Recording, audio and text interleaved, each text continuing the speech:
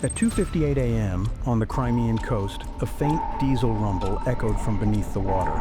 Moments later, the Project 877 EKM Kilo-class submarine B-871 Alrosa broke the surface, its black hull glistening under floodlights. It was escorted by the Project 22,160 patrol ship Vasily Bykov, a sleek gray silhouette sitting just beyond the breakwater. Inside the base pavilion, Russian officers raised their glasses in celebration. Another completed patrol across the Black Sea. Vodka, laughter, and relief. They didn't know a Bayraktar TB2 reconnaissance drone was orbiting above them, 14,000 feet high, its FLIR sensor tracing the submarine's heat bloom. In Odessa, a Ukrainian operator stared at the feed and whispered, "Wait for the toast. That's when we strike." But how could Ukraine track a submarine's exact position deep within enemy waters, without a single radar ping? The Kilo-class fleet, Project 877 and 636, was the backbone of Russia's coastal defense.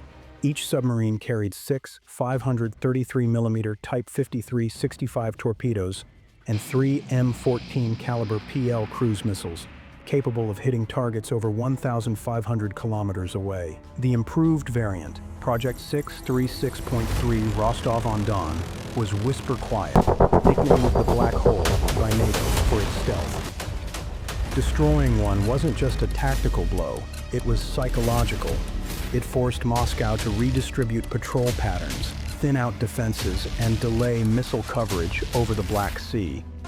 But Ukraine's goal wasn't only destruction, it was disruption.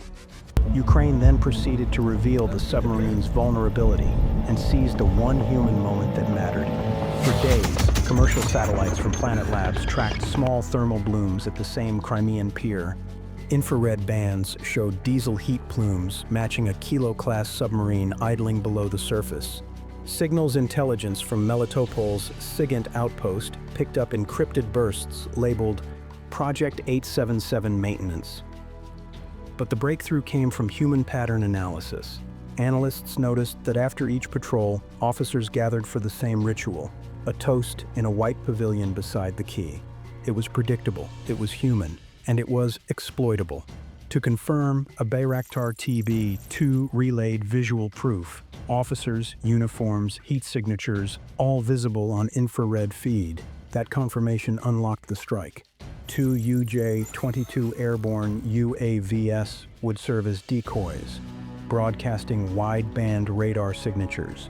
Behind them, 3 Liutyi AN-196 loitering attack UAVs armed with 75-kilogram RKG-160-shaped charges would attack unseen.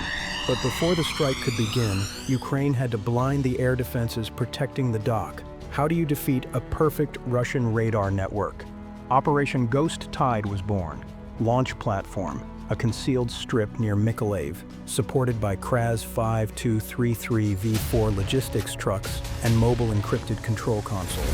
The target zone was defended by Nebo-U 55 ZH6U early warning radar and a Pantsir S1 96 K6SA-22 Greyhound surface-to-air missile system.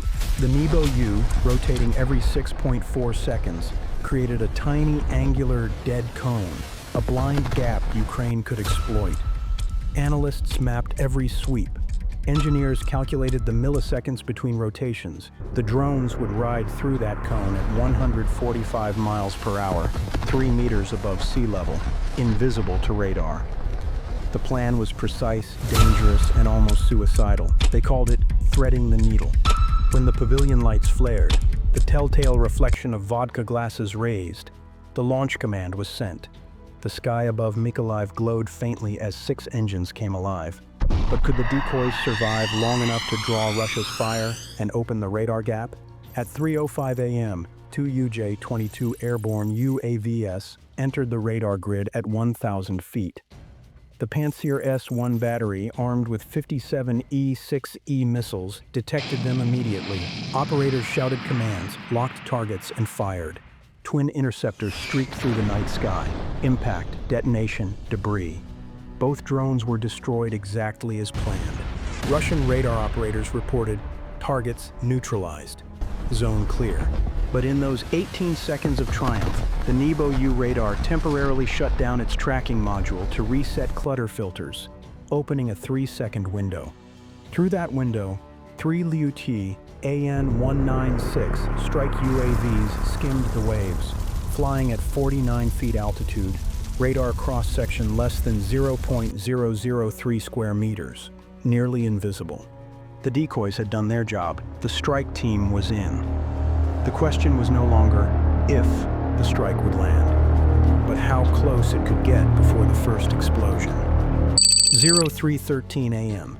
Ghost 1 locked the submarine's forward torpedo bay. Impact angle 23 degrees. The warhead pierced the steel hull of Section B2, triggering a chain detonation. 03:14 a.m. Ghost 2 hit the dock's AP-15 auxiliary power unit, igniting 200-liter ETSG-2 fuel drums lined along the pier. 03:14:07. Ghost 3 executed a vertical dive into the open maintenance bay. The pier became torched. Pressure waves tore through the harbor, shattering windows on the project 22,160, Vasily Bykov, still anchored offshore. Fireballs rose 400 feet high. Surveillance cameras caught a single image, a white flash, followed by black silence. As the flames spread, something unexpected happened. Secondary detonations that would turn a strike into a full-blown disaster. 3:30 a.m. The fuel tanks beneath the dock erupted. Stored torpedoes and 9 M331 missiles from a nearby Tor M1 launcher detonated in a domino effect. The blast radius expanded across 340 meters. By dawn, satellites from ESA Sentinel-2 and Maxar recorded a thermal plume stretching into the sky. The Kilo-class submarine was gone. The dock collapsed inward. Even the Nebo-U radar mast, now a twisted frame of alloy, lay melted on the ground. Russia had lost a submarine, a radar grid, and its short-range air defense coverage, all in under 10 minutes. What did this mean for the Black Sea Fleet as a whole, and how would Moscow respond to such a surgical humiliation? At 9 a.m., the Russian Ministry of Defense issued its usual cover story, a technical malfunction during refueling, cause under investigation, but open-source analysts saw the truth. Synchronized timestamps, matching thermal blooms, and intercepted chatter. The Project 877 EKMB 871 Alrosa was gone, a confirmed kill. For Ukraine, it was more than a victory. It was proof that timing could be deadlier than tonnage. They had waited for laughter, for the vodka, for human vulnerability, and turned it into precision fire. As smoke coiled above Sevastopol, Russia rushed to deploy more Pantsir S-1 units, new radar arrays, and experimental counter-drone nets. But within weeks, another attack came, this time from the sea. A swarm of Magura Fi-5 unmanned surface vessels punched through the Black Sea blockade, proving that Ukraine's next phase of warfare had already begun. Before you go, make sure to hit that subscribe button so you'll get early access to more technical military breakdowns. And if you thought this video was intense, you'll definitely want to check out the next one. Just click on the end screen up next. You won't want to miss it. Stay safe. Thanks for watching.